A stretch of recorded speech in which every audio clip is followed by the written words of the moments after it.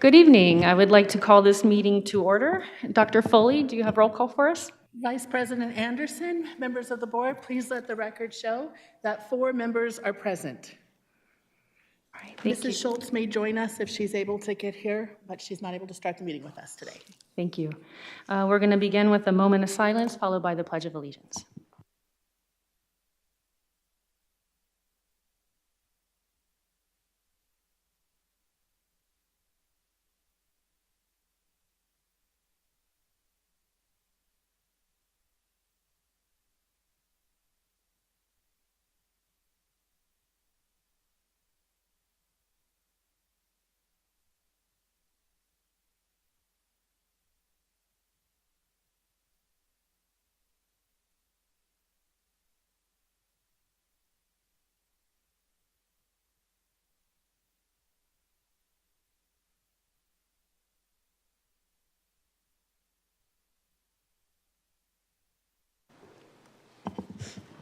All right, I would like to move to approve the agenda. Seconded. All those in favor? Aye. Okay, motion carries 4-0. And now we'll move on with the superintendent's report. Dr. Foley? Good evening. Tonight we start with one of our favorite things, which is points of pride. And so tonight I am lucky that we have Mrs. Harris and I think Mrs. Zabel, is she with us too? Yes, who are here to honor our Gateway Gators.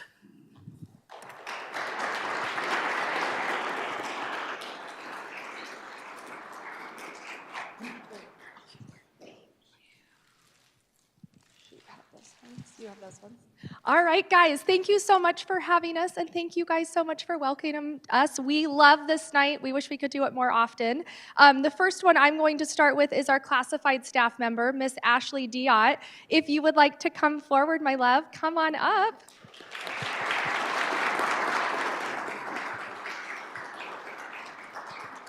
All right, if you've ever had the opportunity to chat with Miss Ashley, you would know within a minute that she is the most loving and caring person. She gives her whole heart to our community. When a challenge is presented to her, both professionally and personally, she takes it on with grace and determination. Each year, our staff fights over who is the lucky one to have Ashley on their team. If we could clone her, we would do it in a second. And thank you for making this world a better place. We love you. Thank you.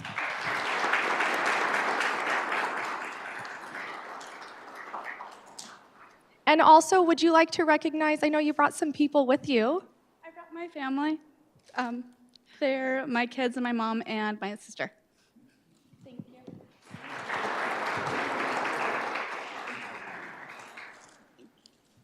Are we gonna get a picture?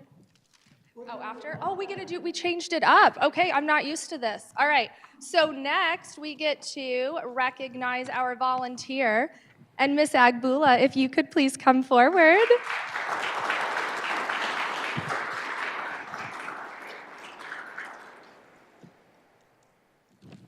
All right, so we cannot say enough about Mrs. Dawn Agbula. She is hands down the most amazing and helpful volunteer I think we've ever had at Gateway. Whether she is putting up bulletin boards, getting a student a nice pack, or copying books for teachers, she always has a smile on her face and asks what she can do next. I think we've tried to offer her a full-time job every day. She still hasn't said yes, so I'm still working on her, okay?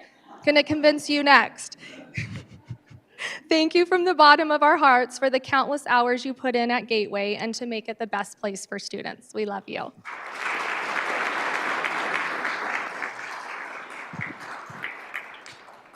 And then if you want to recognize who you brought. Oh, sure. I brought my family. I have my nephew Isaiah, my daughters Sophia and Grace, my husband Steve, and my son Sam, who's still at Gateway.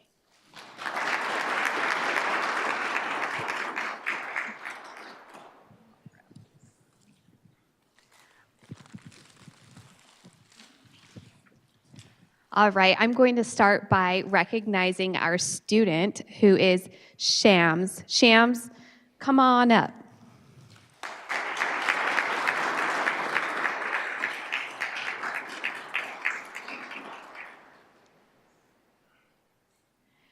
Shams is an innovative and creative individual and an inspiration to students at Gateway. She looks for ways to help her peers and encourages everyone to do their best. Every morning, Shams is outside greeting students and giving high fives, wishing everyone a great day. When someone is new to our campus, Shams volunteers to show them around. She is always asking and looking for ways to help teachers and her peers, and is the type of student adults can ask to be a mentor. She is focused on setting good examples academically and socially. She is a gem to have as a Gateway Gator. We love you.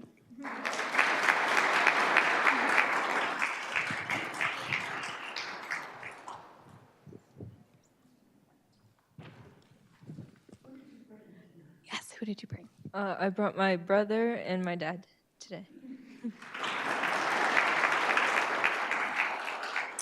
All right. And our final recognition is Miss Vanessa Salaya. Come on up.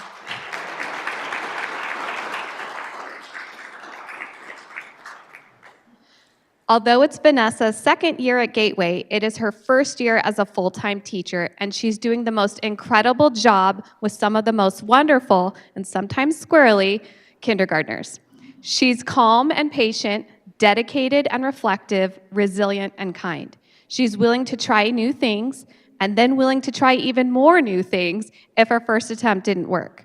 Her kids have fallen in love with her, and she's an extraordinary addition to our staff at Gateway. We couldn't be more pleased to witness all the amazing things she's teaching in her classroom and are excited to see her continue to shine. We love you. And who did you bring tonight? I brought my mom and my dad back there.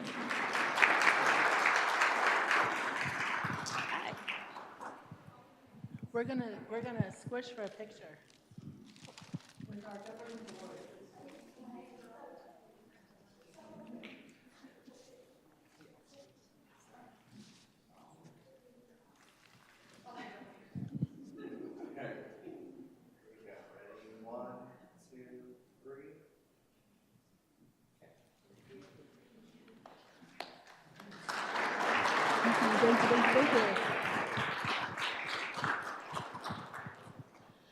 All right, Gateway Gators, thank you. Now we're going to celebrate our HVA, Mr. Dolan. Come on over.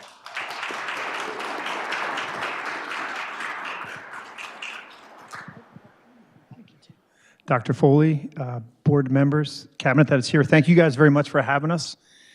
This is our second year, and it's amazing the growth we've had, and I just love the fact that we get to celebrate some kids and some staff members. So let's start with Bennett Foley. Come on up here, buddy.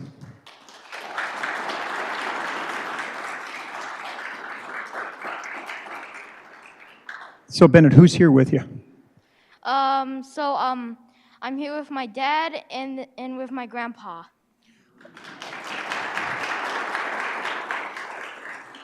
So Bennett, this is his second year, and why I chose Bennett is just because of the academic and social growth for this young man. First time I really remember seeing Bennett is last year when we did our cornhole tournament. And every time I see him since then, I just see a different kid, somebody who's just more social with his classmates, seems to really, really enjoy school. He works really, really hard. I know I talked to Grandpa about the amount of time they spend on it. So Bennett, we appreciate you and we thank you for how hard you work. So thank you.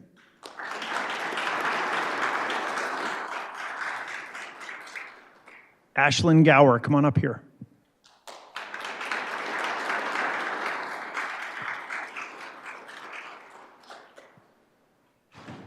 Why don't you tell us who's here with you? My mom, my dad, and my three brothers, Chase, Ethan, and Cole.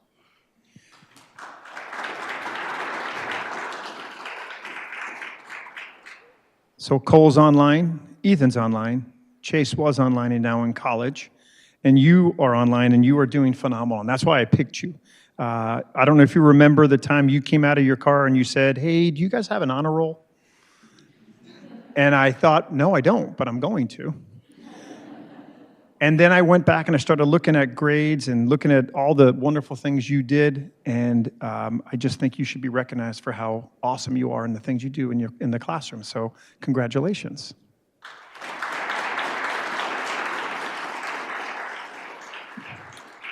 So teachers, I chose a teacher that's online with K-6 and a teacher that's online with 712. So Nicole, why don't you come on up here?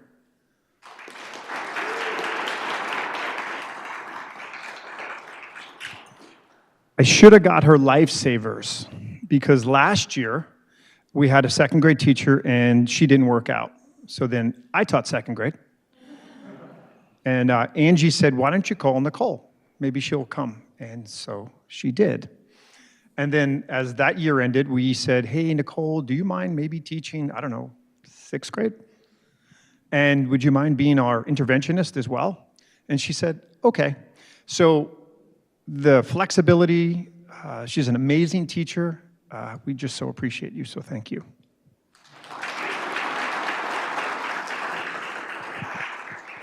And last but certainly not least, Alnita Timmons.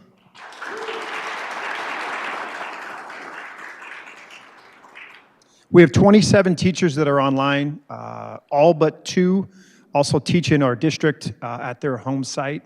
And so they balance their home duties, which are the most important, and their online duties. And what I mean by that is they still get back to their kids, they still give them feedback, etc. But Alnita just kind of goes the extra mile. I'll call her and I'll just say, hey, what do you think about this? And she just gives me honest feedback about how things are set up in our programs or what maybe we could change. And to be honest, most of it is really, really good and I usually take. So I just really appreciate you and thank you.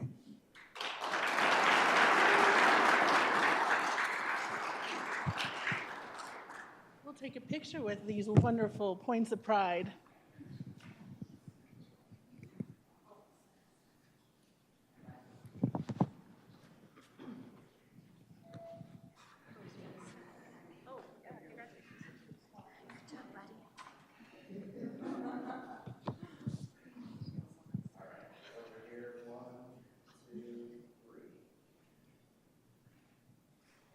Thank you.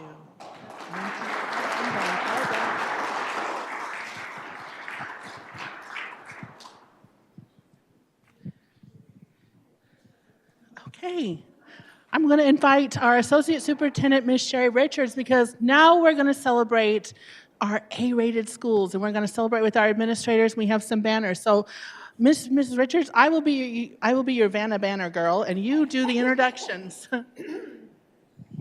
Thank you, Dr. Foley, Vice President Anderson, members of the board. This is a special evening as we get to highlight several of our schools. As you all know, every one of the schools in Higley is amazing. I've never worked in a place where the parents, the students, the teachers, and the administrators work so hard. So tonight, we get to highlight our A-rated schools by the Department of Education in the state of Arizona. So we're going to start alphabetical order. You will come up and we'll take your picture. We're going to get everybody up here at once and we'll see how it works. So beginning with Bridges Elementary, Principal Jeff Bickle.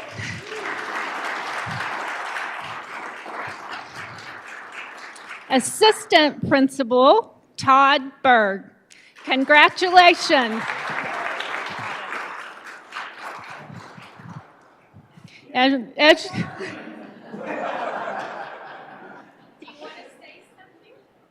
Want to say something about your hard work, dedication, and the Bridges community? You hit the nail on the head, Mrs. Richards, with just highlighting all the amazing stakeholders we have at our campus, between the students, the staff, the kids, or the parents as well.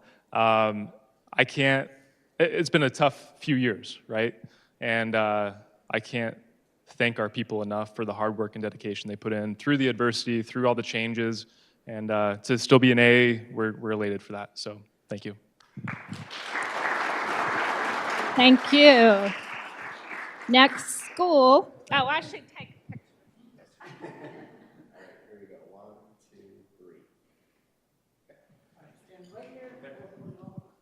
All right.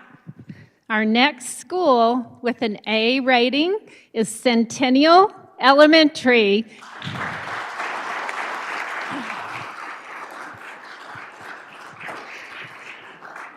We have Principal Rachel Broadley, Assistant Principal Matt Burville. What an amazing campus. And I know Miss Broadley has a few words to say. She loves bragging on her staff and her kids, and maybe her AP, I'm not sure. Sometimes. No, just kidding. I guess just thank you to everybody that supports our kids, all the way from our bus drivers. They're amazing to get our kids here in school. It's a whole effort across the district for everybody. To Miss Carla, our crossing guard, who everybody knows and loves on Ranch House, to our registrar for taking attendance, everybody, just everybody. So it's not just the teachers, it's not just the students, not the parents, it's a whole team that's here to support our students and our school. So thank you guys. Thank you.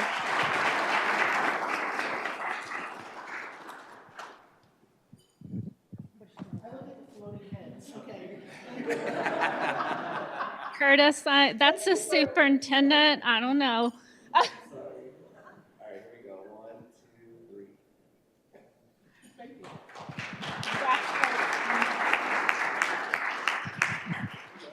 All right. Next step is Chaparral Elementary School.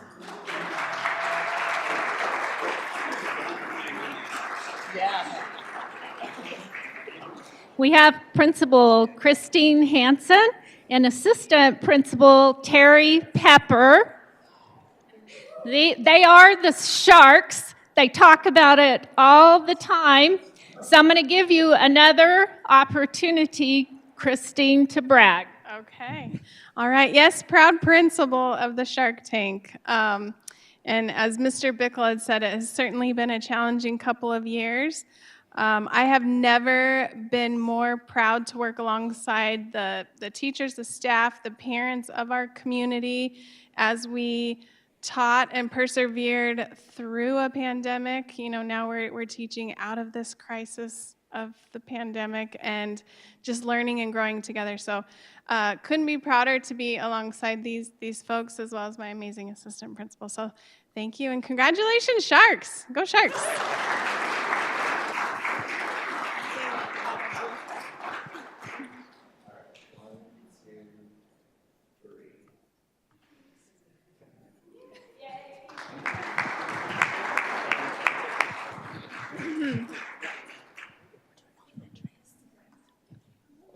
All right, it's HTA. You're up next.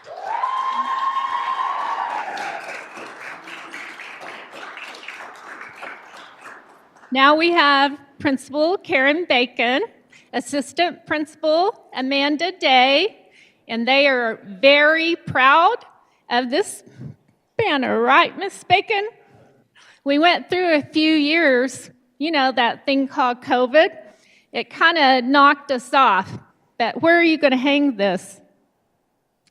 I don't know yet. We'll have to let our teacher team that's here to support us this evening help us decide. HTA, why don't you go ahead and stand up in the back there?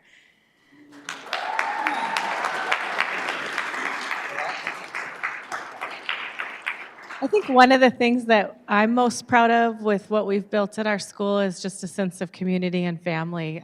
We show up for each other every single day through the good times and through the tough times. We have had a lot of both, and we're very proud of what we've learned through all of it. Everything is an opportunity to improve. So I want to thank Amanda Day, our teachers that are here, and those who are not able to be here for just everything that we put into loving our kids and supporting them through, and teaching them along the way. Our support staff, and in the district office staff as well. We couldn't do what we do without being able to call you and get the support that we need right when we need it, and you're always there. So thank you for that, and our governing board, thank you. So proud to be an HTA Hawk. All right.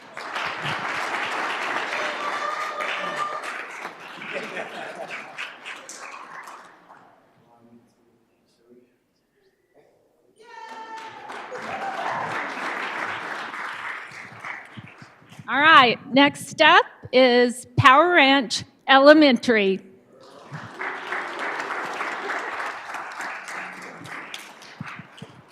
home of the Panthers. So Assistant Principal Michelle Cota is here. Mr. Reuter couldn't be here, I take it? No. Okay, so she represents well, and now she gets to talk about what a wonderful school Power is. I didn't know there was a speech section. Mr. Reuter, our wonderful principal, is off at science camp with our 6th graders, so that's why he can't be here. He's off building relationships with teachers and students and having a good time, I'm sure. Like everyone else has said, it's been a tough couple of years that we've gone through. We're extremely proud of our students, our staff, our community for stepping behind us and helping us through all of that. And we're just proud to be Power Ranch Panthers.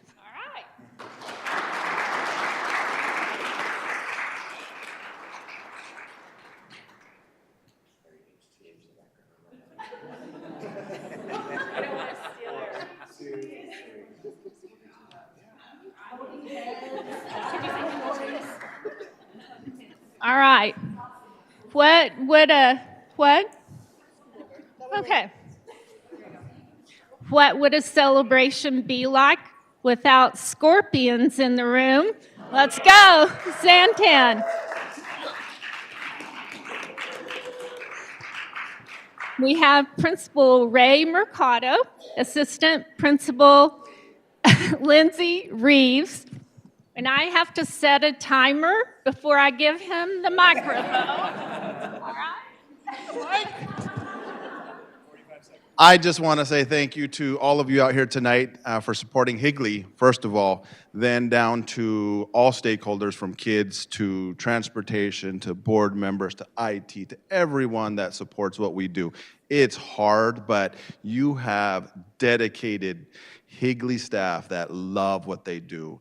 They love what they do at Santan. We've worked really hard to ensure that everyone feels welcome, loved, and just really focus on that whole student to make sure that they feel it's a safe place to learn and to fail, but we want to make sure we provide them that safety net to grow, because we all want to see our kids grow, we want to see our system grow. So thank you, everyone. Thank you, Mrs. Reeves, for being my right hand, my left hand, and everyone else that has been part of this A, because it takes a village. So thank you, thank you, thank you.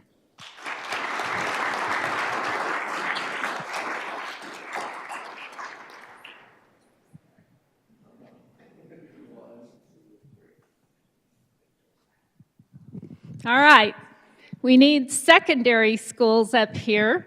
So let's start with Higley High School.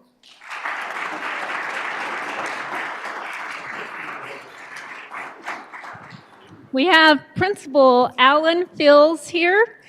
He is the proud principal of this secondary campus who's done amazing things, and I know he's got a lot to say.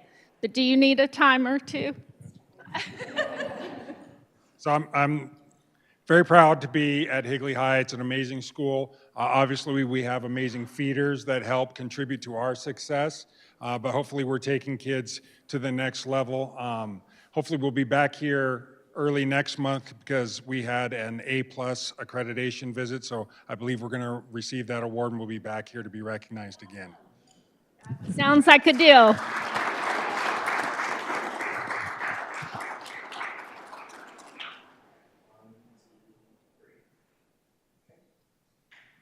All right, there's a school that talks about dominating over and over and over, and I think that's Williamsfield High School.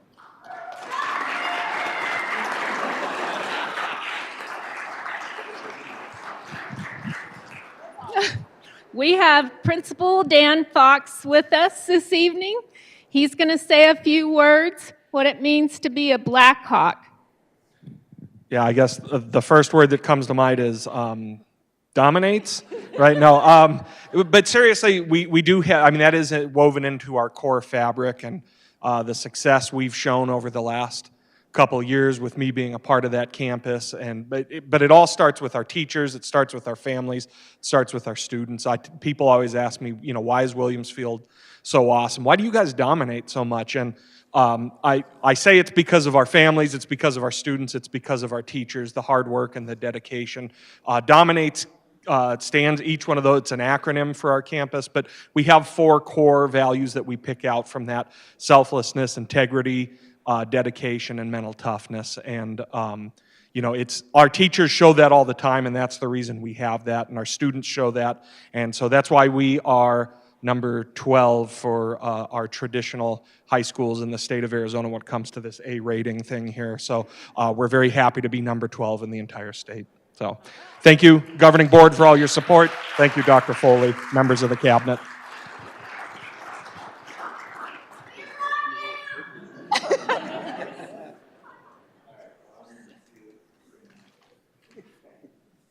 All right, it's picture time with your governing board who makes all of this possible. All right, we're going to line them up and Curtis, can you guide and direct this? We need to go back to alphabetical order. Yeah.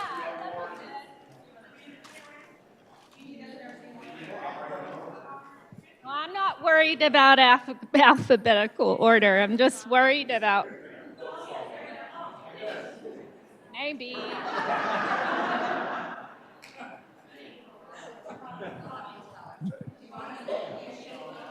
Do you want him in?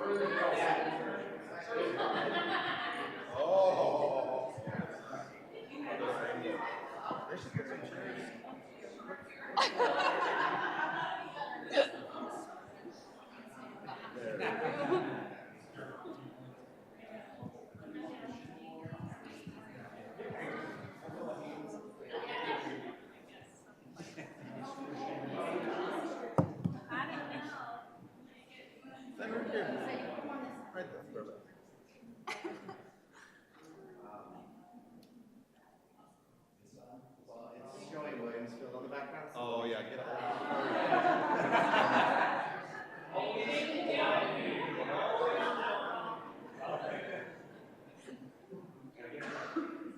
All right, here we go. Ready? 1, 2, 3.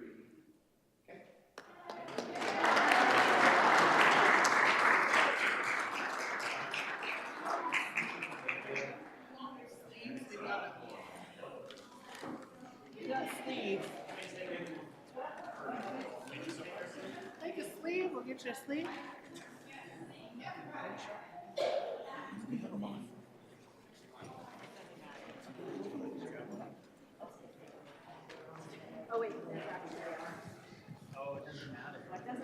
Families, we are grateful you came tonight, but we also know you have school tomorrow. So if you would just like to leave now, that is fine, or you're more than welcome to stay.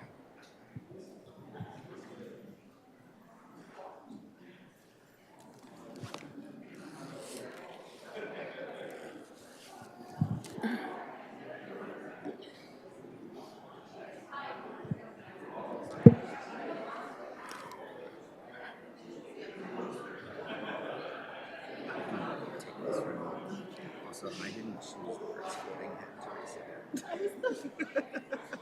It's like, I love that you said that. I love that you said that. Oh, I needed glasses.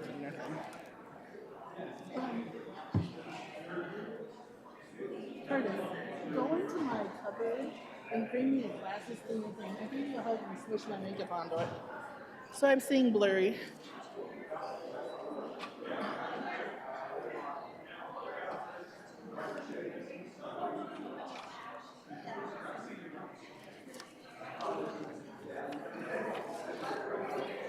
You can pull up. You can pull up upcoming events.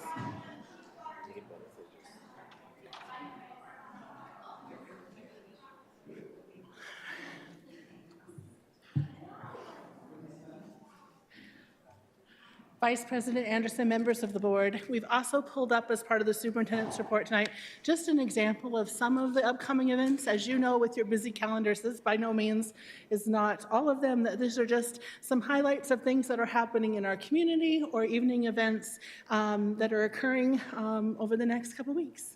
And that concludes this evening's superintendent's report.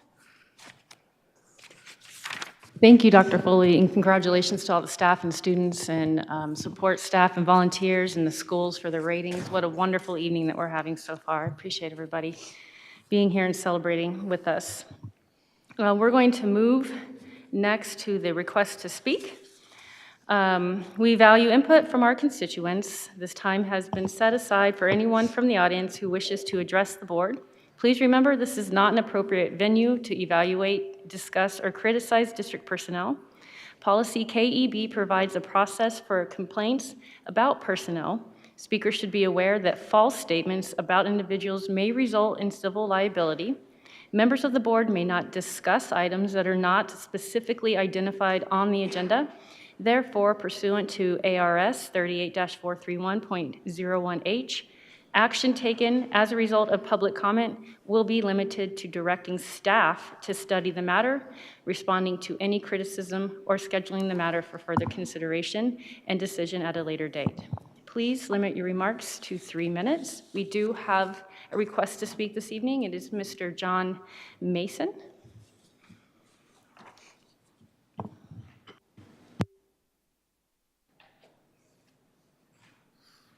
Good afternoon.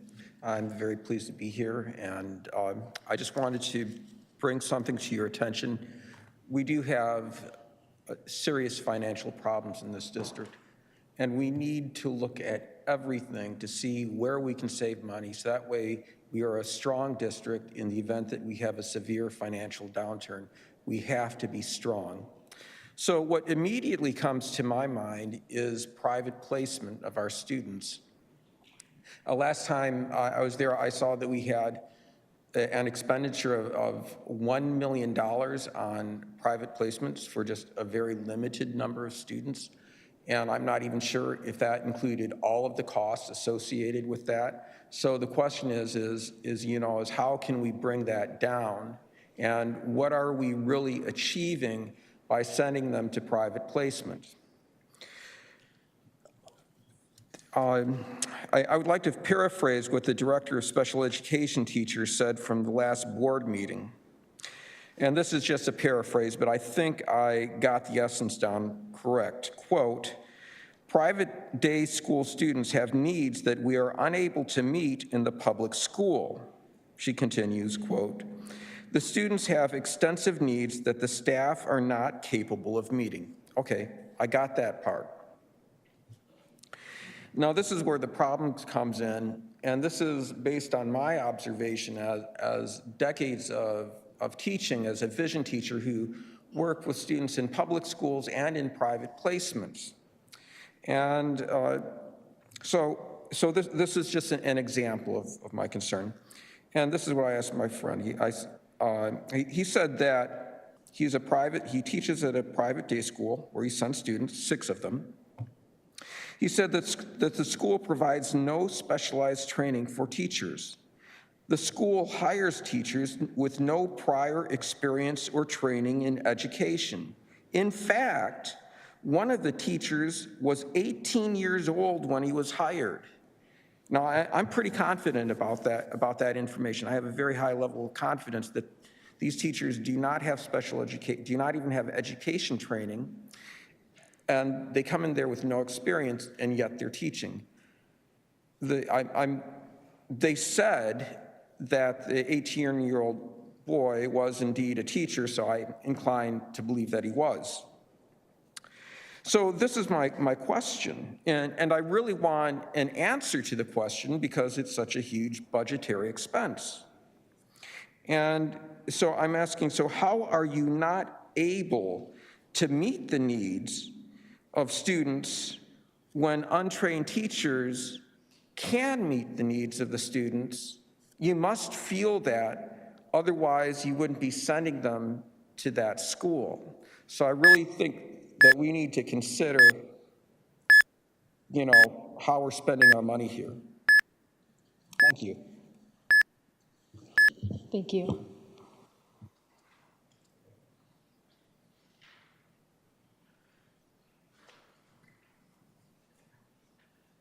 Okay. We are going to move to the consent agenda items, and I move that we approve the agenda as presented.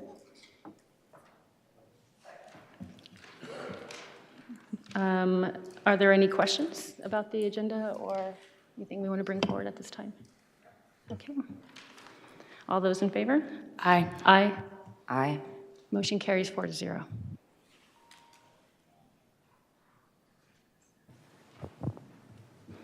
Okay. We will now move on to the information items. The first item is the first review of the 2023-2024 capital outlay budget. And Mr. Moore, will you be presenting? Yep. Sure, yeah. I just want to mention that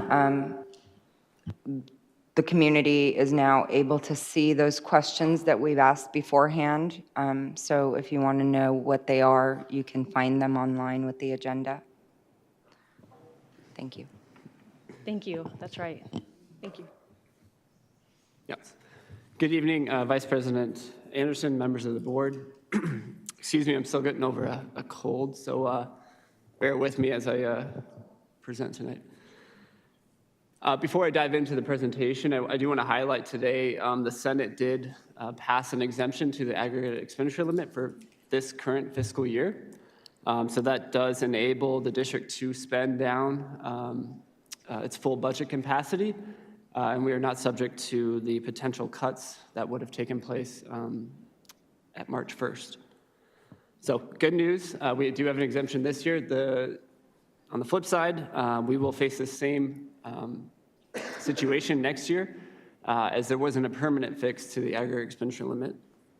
So more on that on the next presentation regarding M&O. So let's talk some capital budget. First, I wanted to notate I added a presentation acronym slide. It was brought up with community members as well as governing board members and our staff. I'm guilty of it. I do use a lot of acronyms.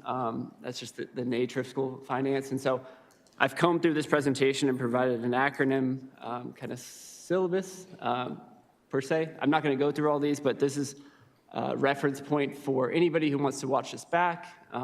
They can navigate to this page and know exactly which acronyms that we are talking about in the presentation.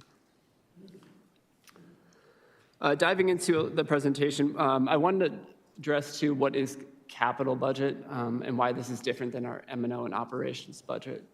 The district is allocated by the state two main budgets per the school funding formula. We've talked about M&O. We had a first review of that the last board meeting. Tonight we're talking about district additional assistance, or what we'll refer to as capital. The main difference on what a capital/equipment criteria is the three bullet points there. So one, capital items that we purchase with this budget typically have a useful life of at least 1 year. They're typically repaired rather than replaced when worn or damaged. And they're an independent unit that retains its original shape, appearance, character, which also includes constructing, renovating, remodeling buildings. So I did provide some examples of each of those, but I just wanted to state that this capital budget, while we do have the preview of transferring M&O dollars, from this fund specifically, we are limited to what we can expense these dollars on. All right, looking at the highlights for the fiscal 2024 capital budget, the main highlight here is first, the DAA, or capital budget, is going on its second year of being fully restored by the state. That full restoration was back to the 2008-2009 funding levels, as there's been no inflation adjustments up until this last year. So that full budget of approximately $6.8 million, this is the second year of the district's being able to use that full capacity. Second, the state is providing, in the K-12 budget bill that was passed last year, there's a small inflation adjustment over the next 3 years. This is year 2 of 3. That inflation adjustment is $20 million for all districts. And so we'll see a small increase in that adjustment, but not enough to support ongoing expenses permanently from this fund. Second, there's an emphasis on major maintenance projects. Most of the funding from this emphasis is going to be transferred from the maintenance and operations budget to fund these projects. I'll highlight those on slide 11. Third, there's a phased security upgrade. So in our 22 bond proposal, we had several security initiatives in there. Should I keep going? Or? Okay. In the phased security upgrades, we had several security initiatives in there. We are working on phasing those security upgrades in with the budget capacity that we have available to us. I do want to highlight too, some of the emphasis on major maintenance is outlined in this picture here. This is a recent assessment taken at Chaparral Elementary of a leaky wall hydrant. These are throughout the campus, and they're causing severe stucco fracturing. One of the major projects is a Chaparral weatherization project to fix this particular issue. Looking at the detailed budget, this is a process that we started a couple years ago, outlining pretty much every single line item of our capital budget. Going through this, I'm just going to briefly talk about the differences from prior year, as I have slides, detailed slides going into each one of these areas. So starting at top, the district-wide capital budget. This is for various softwares, for various departments such as public relations, special education, the superintendent's office. There's not large enough to have their own line item, which is why they're in that category there. Unallocated, we're setting aside $250,000, which is down $250,000 from last year. We've reduced this for unforeseen circumstances in terms of any capital items that were to take place in which we were not budgeting for. Moving down the list, building leases, you'll notice this amount is reduced from what we've previously been budgeting for. We've previously been budgeting $4.4 million. We are now realizing a new lease payment, and I'm going to cover this in greater detail on the 22nd, but that's a decrease of $700,000, which greatly helps reallocate those funds to other areas in the capital budget. Educational services, they have 3 main budgets. 2 are being funded this year. The first one, the Research and Assessment Department, had a slight increase of $135,000. The majority of that increase is just moving, reprioritizing budget to that specific department, which makes sense because there's assessment software that was being bought from the instructional materials budget, and so we're just aligning those to the proper department. We are not having a textbook adoption this fiscal year. I'll go into more detail when we anticipate our next adoption. Instructional materials, this is Ms. Richards' budget, in which we help support some of our extracurricular schools that have specific curriculum, such as Higley Traditional, our DLI program. This is down from last year, approximately $130,000. Going into IT budget, we have 4 main categories. The first one being one-to-one technology. The one-to-one technology budget of $1.3 million is relatively flat from prior year. The district-wide network refresh, that is a decrease from prior year of $350,000. District-wide software, that is flat from prior year. Again, I'll go into more detail on that in the presentation. Safety and security, this is an increase. Again, I've talked about the phased approach to try to meet some of our bond initiatives that did not pass. This is an increase of $275,000 to this area. Support services, the annual maintenance budget of $1.3 million has been decreased from last year by $275,000. Annual grounds has been decreased approximately $60,000 from last year. And major projects, this one, again, I have a detailed slide on this, but this is decreased from last year, $5.7 million.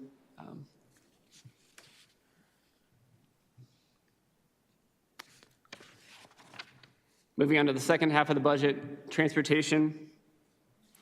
This budget has three main components. All three of these are relatively flat in terms of there's no change from prior year.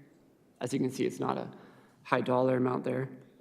All the school budgets, we've maintained those and maintained those in terms of they're not decreasing this year. Financial services, this is the print shop and warehouse is flat, but the carry forward has a big change in it. And this number, this is a carry forward that we're budgeting for next fiscal year at $2 million. That's a change of $7.8 million from this current year. The large majority of this budget is funded from that carryover that we've been utilizing from prior years. And the reality is, with no additional capital funding, this is the funding source we have to use moving forward to continue to move the district forward and not halt any maintenance projects that could further cause additional expenditures to the district if we don't continue to maintain these. And then lastly down there is the formula in which we get to our total capital budget of $17.5 million for next fiscal year. Starting at top, you'll see the district budget transfer of M&O to capital. So in order to get this to the $17.5 million budget, we are proposing transferring $6.7 million from M&O to capital. The district's budget capacity for fiscal 23-24, this is the state allocated amount. That's $6.8 million. And from this current year's budget, we anticipate having a budget balance carry forward of $4 million that will be rolled into the fiscal 24 budget to get us to that $17.5 million total all-in budget. So that was all the first column. The second column, we go back here, is adjacent ways. We're anticipating that ending about $500,000 this year. We've had several adjacent ways projects, and we still have some to come with the phase 2 of Higley High and their traffic flow adjustment. And what's different from previous years as well is we previously had a bond column that has been fully exhausted. And so these are our only two main capital funding sources going into next fiscal year.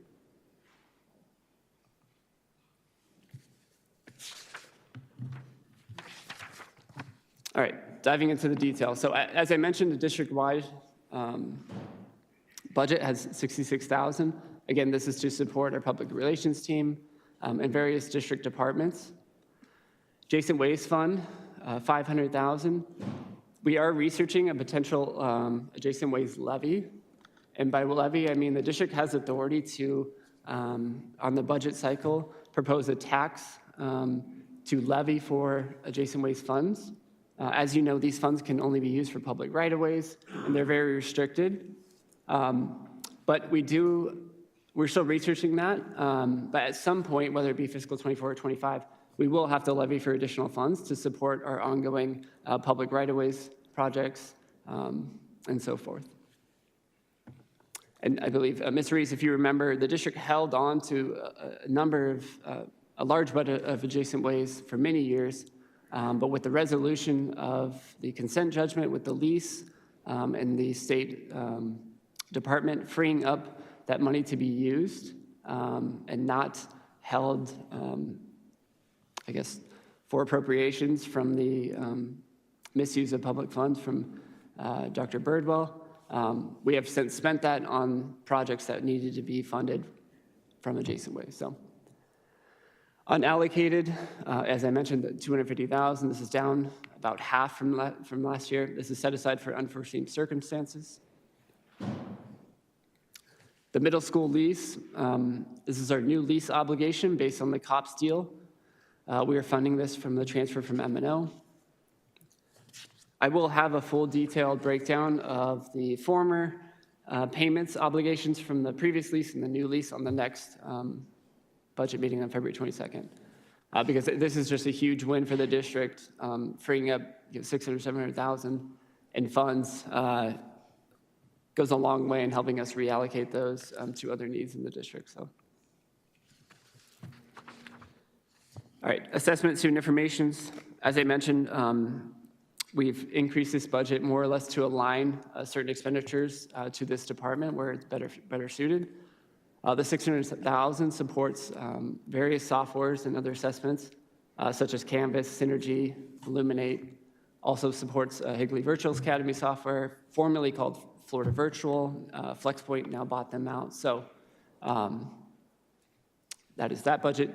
Instructional materials, this funds traditional curriculum for HTA, and also various supplemental materials and renewals, such as for our DLI programs, and additional programs that that specific schools have that are above the regular general education curriculum. The third item here, textbook adoption. Again, you'll see a $0. There is no adoption for next fiscal year. Our next adoption is scheduled for fiscal 2025. That subject has been identified as social studies. The district does maintain a 5 to 7 year textbook adoption cycle. And so Ms. Richards has just updated that. And so we do know our next subject. And so we'll work to appropriate budget for that and start that process. If you remember the science adoption that we just went through, there's a long drawn-out process for that.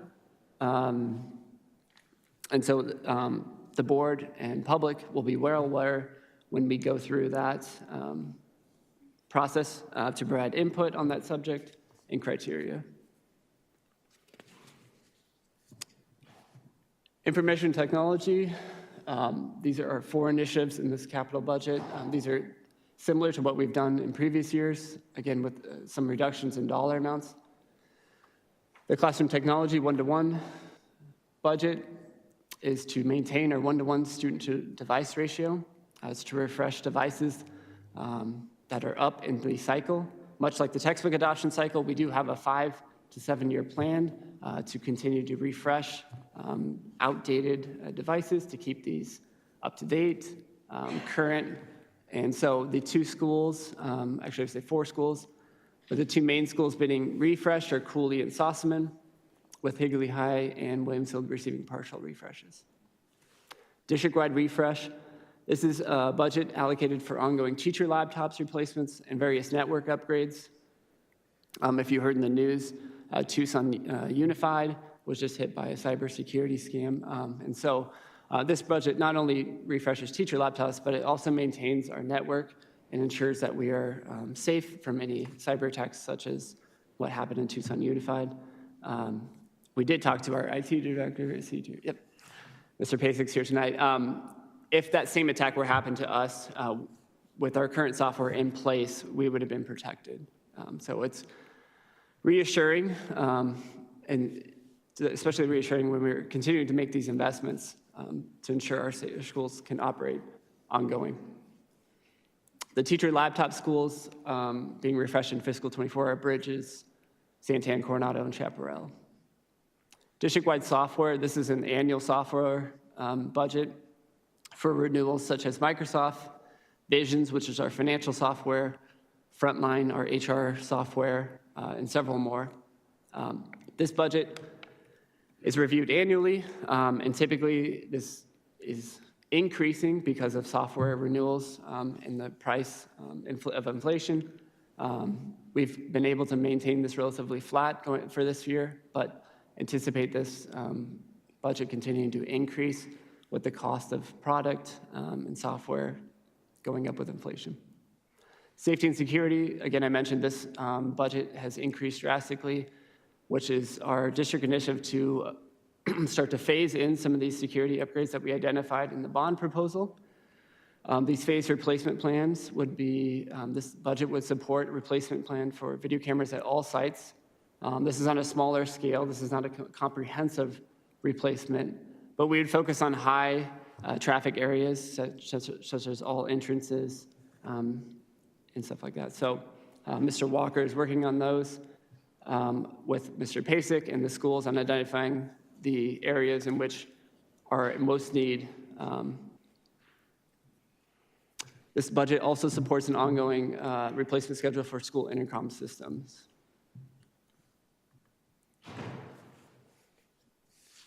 All right, maintenance and construction. The annual maintenance budget of $1.3 million, this has been reduced again by $230,000 going into this fiscal year. This supports general HVAC replacements, custodial equipment, electrical lighting, infrastructures, and other various capital replacements. A question was asked whether we can use ESSER funds to replace HVAC and custodial equipment, in which we have. If you look at our ESSER 3 plan and our expenditures, we do have a large HVAC budget that was approximately $1 million. That budget has been exhausted, and the remainder of those ESSER funds are allocated for summer school and our counselors to continue to support them for another fiscal year. So we have exhausted ESSER funds for HVAC and custodial equipment, but ongoing, we anticipate those coming back into our capital budget. The annual grounds budget of $50,000, this has been reduced. $50,000 is really just going to get us to replace equipment. We're not going to be able to do much with capital grounds improvements and other various replacements. Capital projects for schools. This is a budget set aside for schools to submit capital projects up to the district office. These are projects that are in excess of what the schools can support from their capital budgets. We prioritize these needs and allocate those funds appropriately.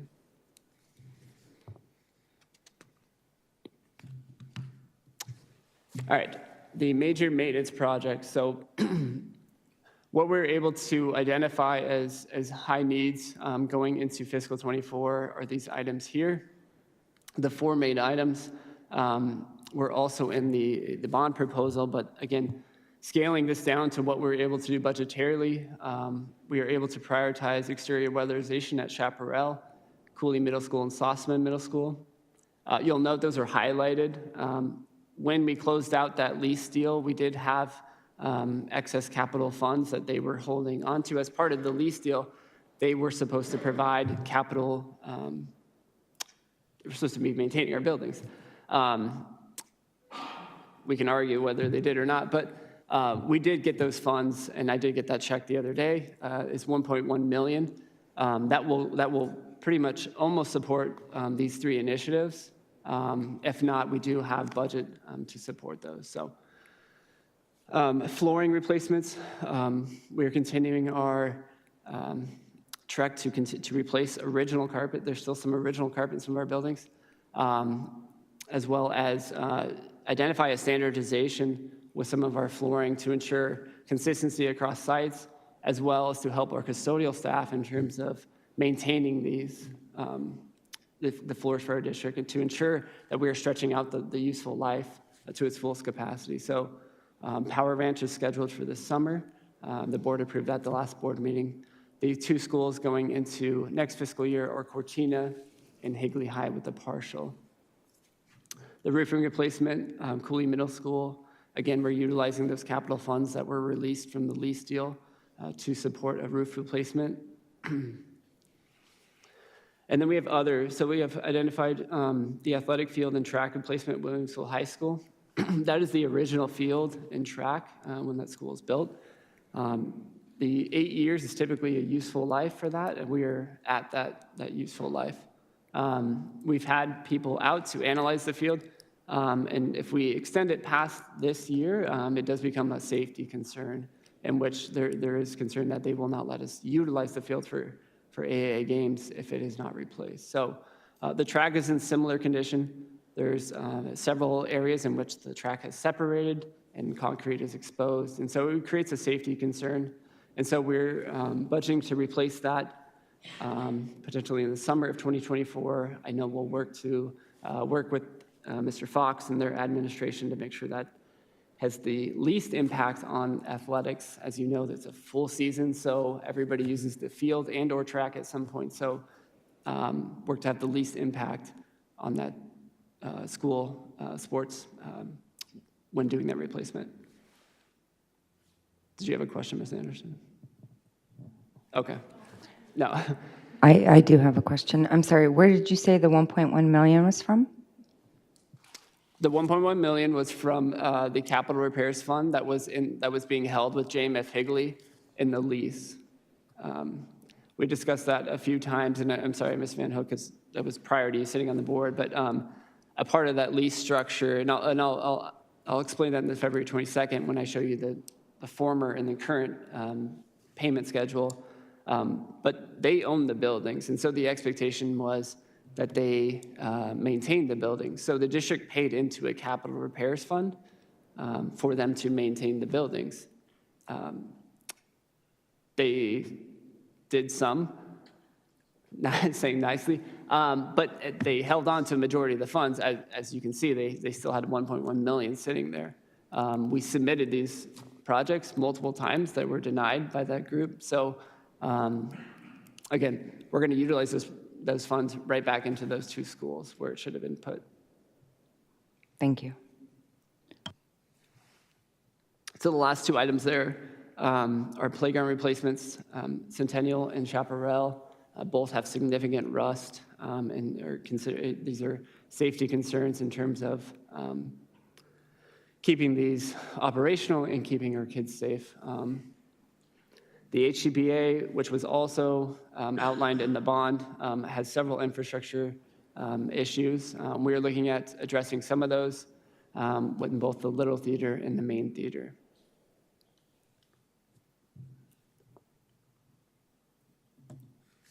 All right, I'm out of breath.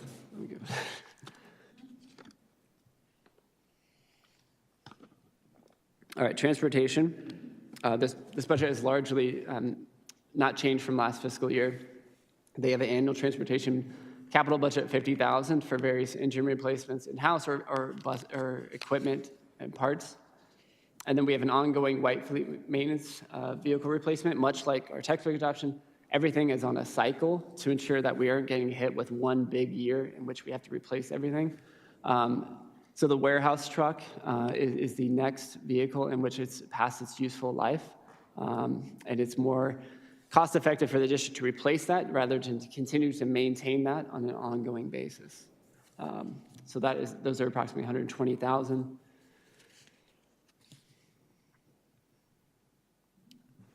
I have a quick question about the transportation.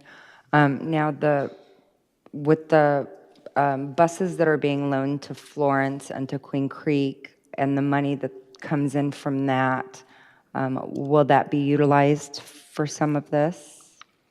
Certainly, yeah. It's not enough to replace a full bus, but we can certainly use it to offset operational costs or service costs that we would otherwise incur. So those funds are being accumulated in Mr. Crosby's, it's an enterprise fund per the USFR. And so we'll utilize those to offset any costs we may incur throughout the year in terms of parts, supplies. Thank you.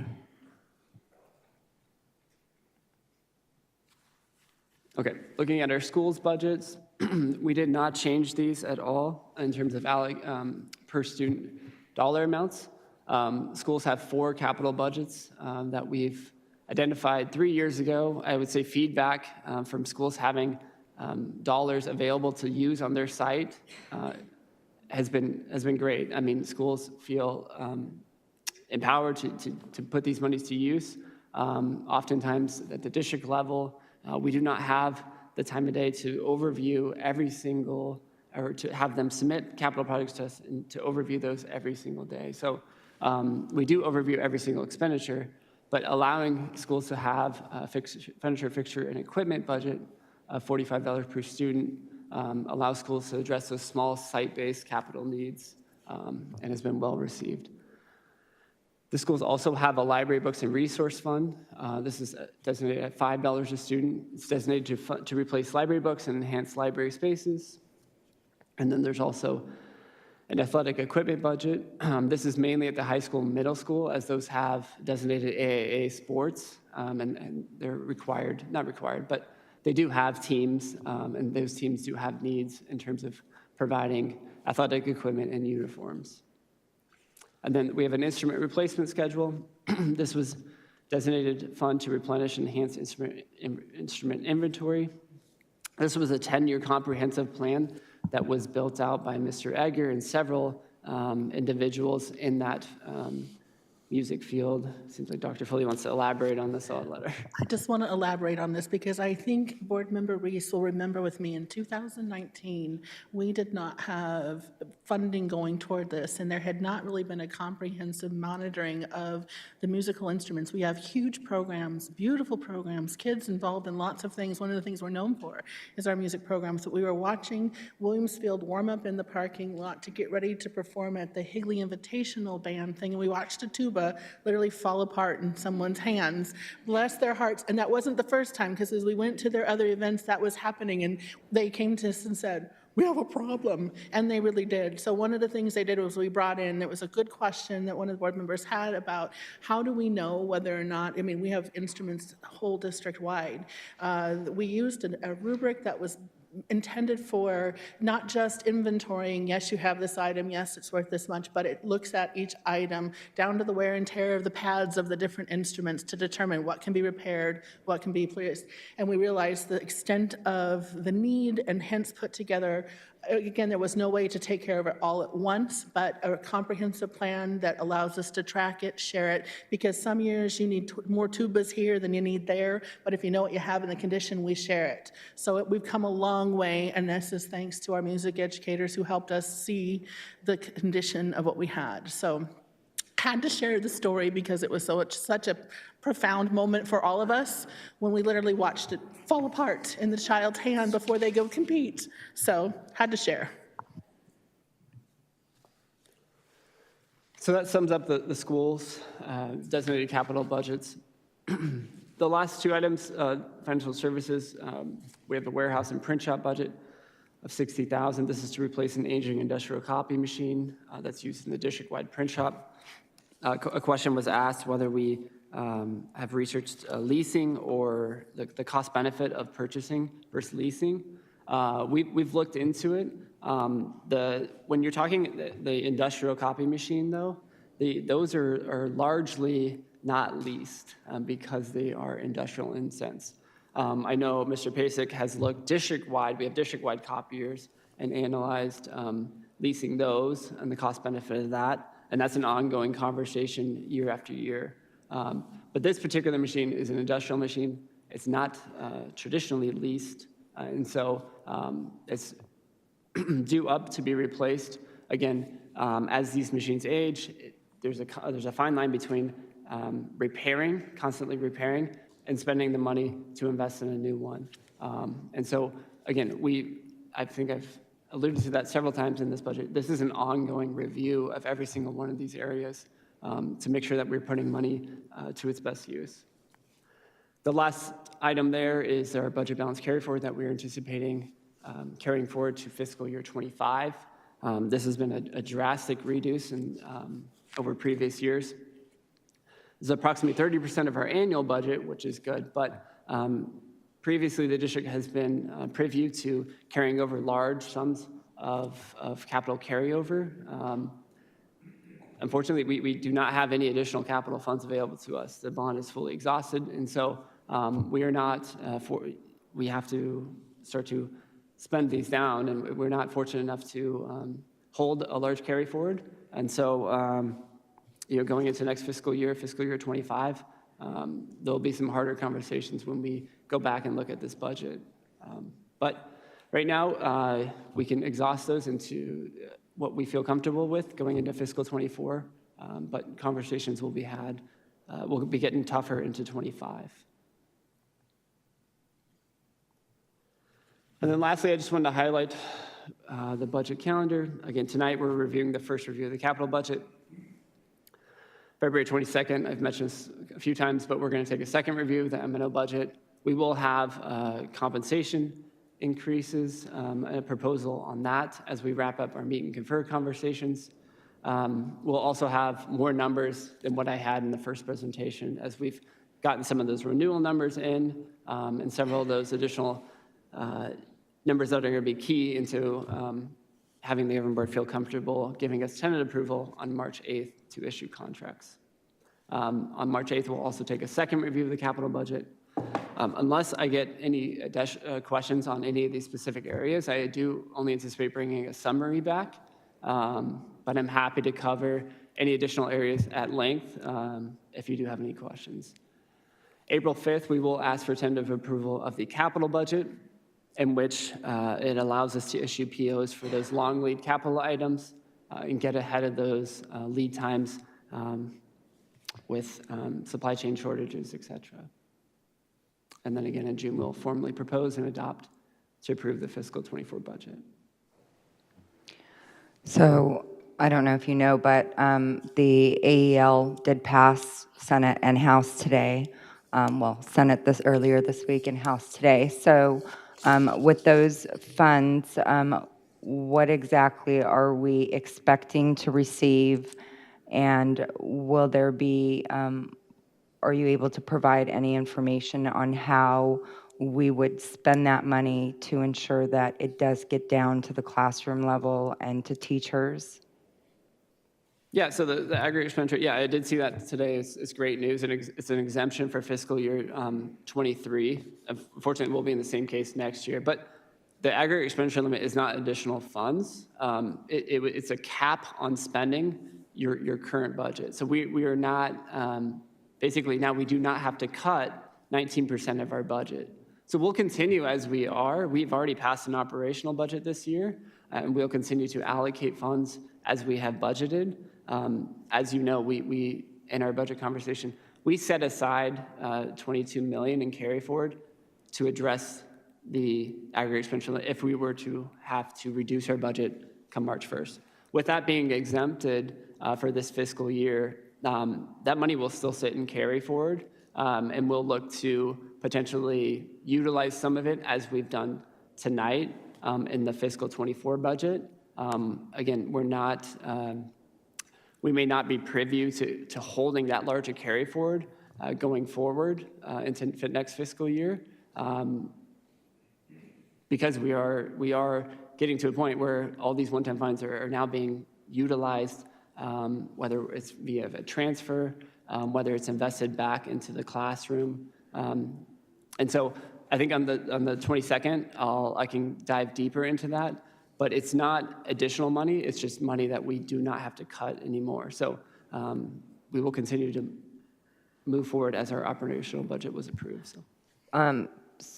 Can you explain a little bit what AEL, what it is, and just the fact that, so the money was there, we just couldn't spend it, just so those that don't understand all this stuff that was happening, what it was about. Yeah, so it's the aggregate expenditure limit stems back from a 1980s funding formula that's in state statute, in which it created a formula to analyze whether districts should be capped on spending. The problem with that formula, it was created in 1980, and it didn't take into consideration the number of legislative changes that have happened since then. So the main factor is the Classroom Site Fund. When that was approved in legislature to be moved into the budget instead of a proposition, a voter-approved proposition, those funds then became non-exempt and became a part of the formula. So that just moved $800 million into the formula. In addition, there's been several investments from the governor's office into increasing K-12 funding. All those funding increases have added on top of the formula. So we're increasing this funding ceiling, but still following a 1980s formula. And so, yes, this year, districts exceeded, as a whole, the aggregate expenditure limit, the spending cap, by $1.3 billion. I don't think that was the intention of the legislature and Governor Ducey, when they approved all these K-12 increases, to then come back and reduce us by 19%. And so I think that the formula is broken, personally, and that unfortunately it's still in statute, and it creates a 2/3 majority or voter approved to change that. And so this is going to be an ongoing issue, but it's, I guess, hopefully that explained it, but. And I think the other component to this is this is a one-year fix. This hasn't been long-term fix. So we will be right back here again next year with needing to address this. One of the things they talked about tonight or today is that a permanent fix is needed, but it's probably going to require voter approval to amend the Arizona Constitution. So there's a lot of work that needs to happen in order to address this. So while we don't need to make cuts immediately this year, the same formula is still in, just a relief for this year. The same formula is still in place. We'll need to be discussing it next year should they not fix this at the ballot. So we could potentially see some sort of prop in 2024 to change the Constitution. One of the biggest kickers is too, if this did take place and there was no exemption, that we would have had to cut $22 million in budget capacity. Our property taxes are still the same, and so our community, all our taxpayers are still being, you don't get a reduction in tax rate. So by statute, we still have to pull all our same property taxes. So then now all your taxpayer money is going to sit in cash in our bank account. We just can't have budgetary authority to spend it. It's completely mind-boggling to me. And so unfortunately, yeah, that's all because of this 1980s statute. And so it's hard to explain, but I think that's the best visual, is that it's budget capacity that we can't spend. We still have to budget, and we'll still have the cash, but we would have to reduce our budget capacity. And then it resets July 1. And so it's a fun budget game, I guess, but I wish it was a smaller dollar amount, but. You have a different idea of the fun than I do. But yeah, I hope that, Member Van Hoek, I hope that kind of summarizes the issue at hand and how it's going to be an ongoing issue until something changes statutorily in the Arizona School District funding formula. Vice President Anderson. I want to quickly go back to the print shop and the warehouse.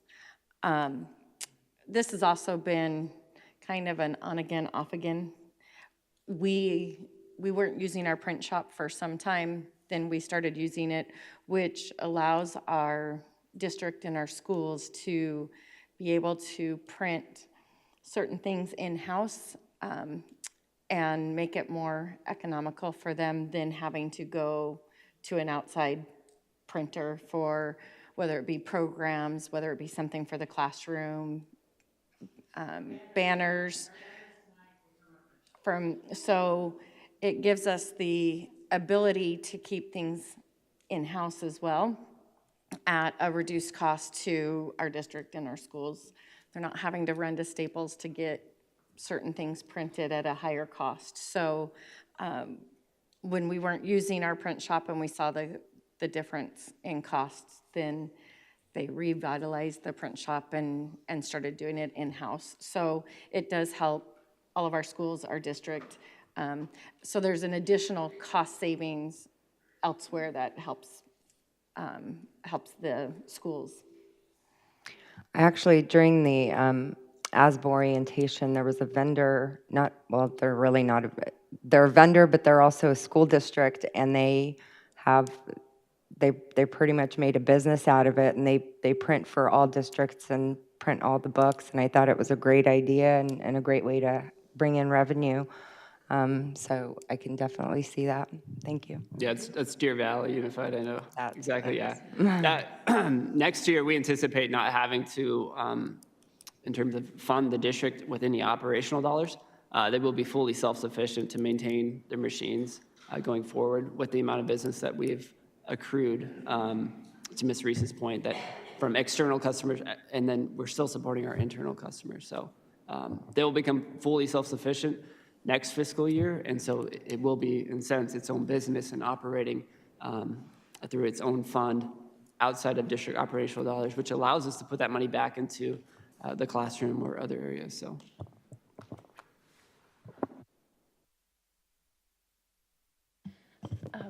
Mr. Moore, I asked this question only because we're going through this in the district I work in.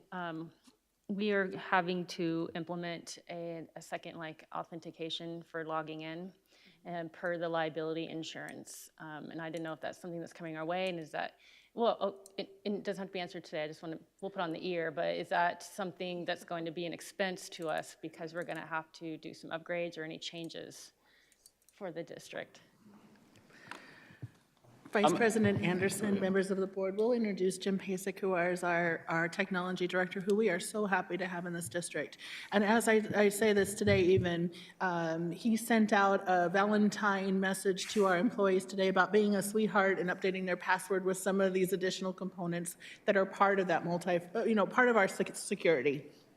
Before Mr. Pasek gets started, yeah, those changes are stemming from our insurance, our renewal. And in order for our insurance company, what they have stated to us to be renewed next year for cybersecurity, they were requiring 6 additional or 6 main points of emphasis that the district needs to adopt in order for them to reassure us. And so Mr. Pasek can talk about what that is expense-wise, but I think majority is mostly just adding new steps. Good evening. What you're referring to, I believe, is multi-factor authentication, MFA, also known sometimes as 2FA. That's kind of an antiquated expression for it. But yes, we will be compliant at the start of next school year. All of our employees will be using MFA. We will be utilizing Microsoft Authenticator. That's a tool that is already purchased by the district as part of our Microsoft license. We do have a need to use potentially use another program called Duo for some of our additional software like Visions and our VPN. So when teachers and other staff log in remotely, but we currently have a license for Duo as well. So it's just a matter of implementing those software pieces.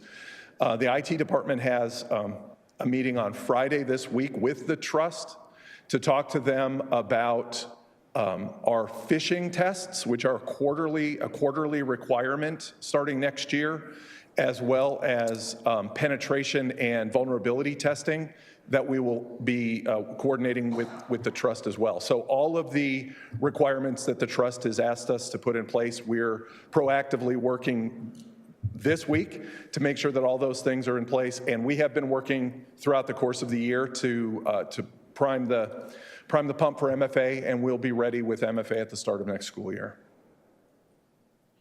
You're very welcome.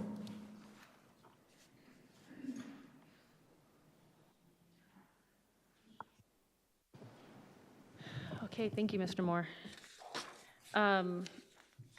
We'll move on to 6.2, the information item on amendments to policy JFABDA, admissions of students in foster care. Good evening. Vice President Anderson, tonight we want your consideration to some of these revisions that align to Arizona revised statutes and ASBA. Important points and updates include definitions being expanded and explained in more detail. For example, children in foster care means placements in foster care homes, foster homes of relatives, emergency shelters, residential facilities, child care institutions, and pre-adoptive homes. This applies whether or not the facility is licensed or not. Another definition that was clarified is a school of origin. This is a school in which the child is enrolled at the time of placement into foster care. They will remain in the school of origin for their duration of the time and care unless it's determined that this is not the best thing for the child. And then point of contact. The district assigns a district employee to serve as the point of contact. And ours is Miss Melissa Garland. She's doing an amazing job. In fact, when I reviewed this policy with her in detail, she was like, we already do all this stuff, Sherry. We already know this. So it is best practice. She will coordinate activities and programs with Arizona Department of Education and the Department of Child Services. Transportation is provided in collaboration with the state and the local welfare agency. An enrollment preference will be given to children who are in foster care. The district's point of contact will work to do everything in the best interest of the child. So these changes are in alignment with the McKinney-Vento Homeless Act of 2001, which was amended by the Every Student Succeeds Act of 2015. So we appreciate your consideration of this new and updated policy. Thank you, Ms. Richards. Any comments or questions regarding the policy? I was able to speak with Ms. Garland prior to the meeting, just a fortunate run-in, and I had a question regarding language for group homes, and she did clarify that foster and group home care fall under the same. So I tell my students. Sometimes the language gets confusing Right.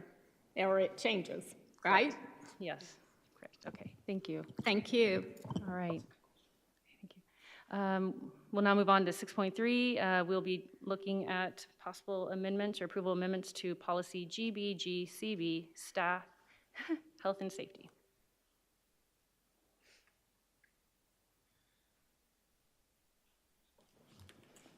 Sorry, who's in the back? Good evening, Vice President Anderson and members of the board.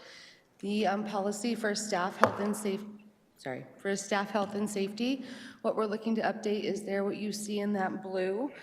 This is based off of legislation updates we have adopted from ASBA and the recommendations to remain in alignment with the statutes. So in that blue area, it states that the school district shall not require a resident of this state to receive a vaccination for COVID-19 or any variant of COVID-19. And B, impose any requirement to wear a mask or face covering anywhere on the school district's premises except when longstanding workplace safety and infection control measures that brings in other communicable diseases. It's not just the COVID-19 piece, may be required, and you can see the long list of standing workplace safety control measures. Those are the updates we're looking to make. Thank you. Questions, comments, concerns? No? Okay, thank you so much. Thank you. Okay, now we'll move on to our action items. I'm going to change my screen. For action item 7.1, forgive me, I read the recommendation correct. Thank you, I apologize.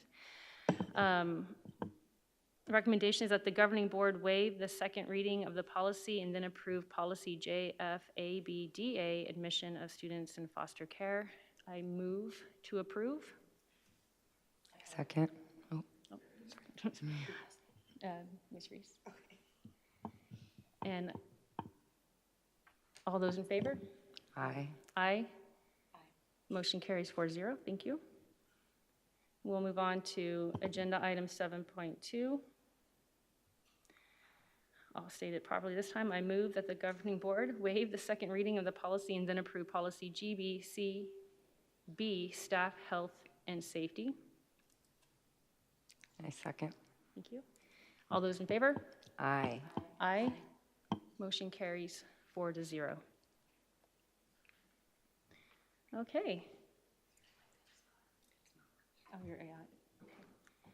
Agenda item 8.1. This is where we talk about future agenda items.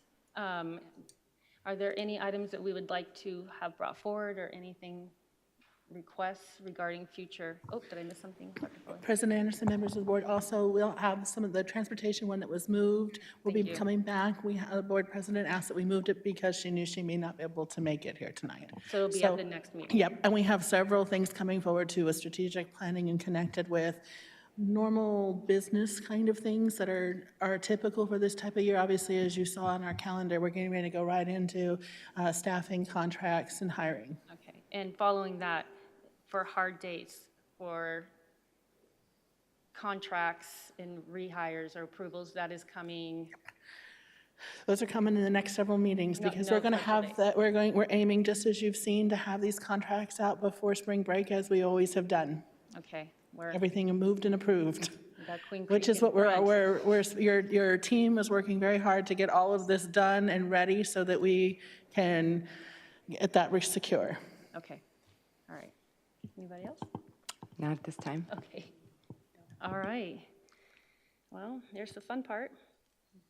I move that we adjourn the meeting. Second. All those in favor? Aye. Aye, motion carries 4-0. Thank you, everyone. I hope you have a wonderful evening.